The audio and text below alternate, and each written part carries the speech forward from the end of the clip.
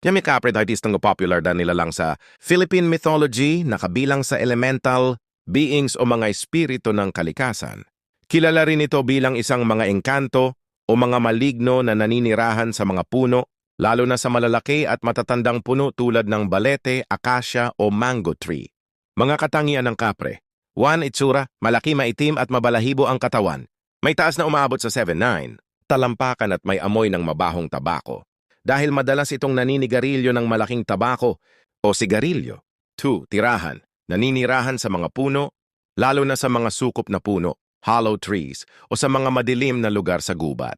3. Pag-uugali, hindi naman laging masama ang kapre, pero mahilig itong manloko o manggulo sa mga tao. Minsan nagpapakita ito sa mga nag-iisa o naglalakad sa gabi.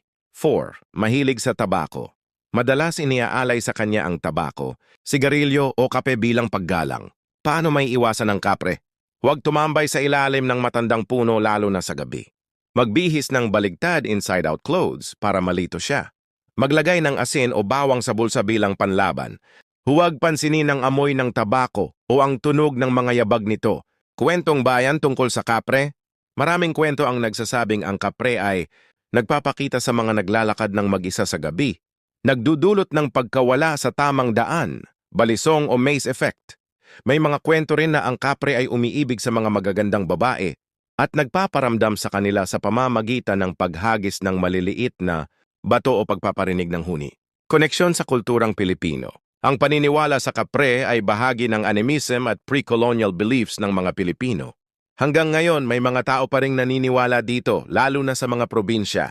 Kung interesado ka, marami pang kwento tungkol sa tikbalang, duwende, at white lady na konektado rin sa mga supernatural na nilalang sa Pilipinas. May iba ka pa bang gustong malaman tungkol sa kapre?